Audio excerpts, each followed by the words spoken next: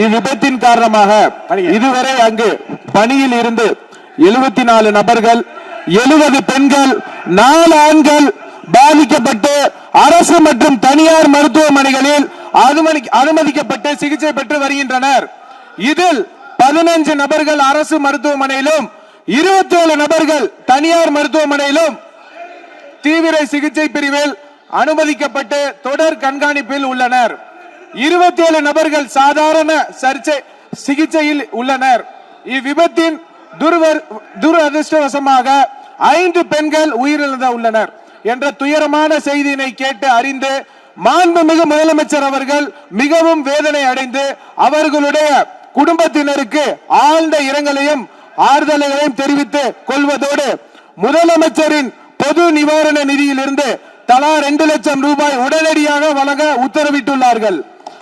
மேலும் அவர்களின் உடல்களை சொந்த மாநிலத்திற்கு அனுப்பி நல்லடக்கம் செய்வதற்கான செலவினை அரசே மேற்கொள்ளும் எனவும் தெரிவித்துள்ளார்கள்.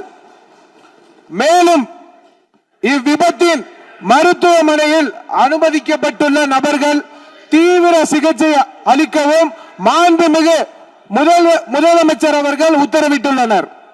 மேலும் இவ்விபத்தில் உயிரிழந்த மற்றும் பாதிப்படைந்த தொழிலாளர்களுக்கு தொழிலாளர் மாநில ஈட்டுறுதி காப்பீடு திட்டம் என்ற முறையில் ESI PF வருங்கால வைப்பு நிதியை வழங்கிடவும் மாண்புமிகு முதலமைச்சர் அவர்கள் உத்தரவிட்டுள்ளார்.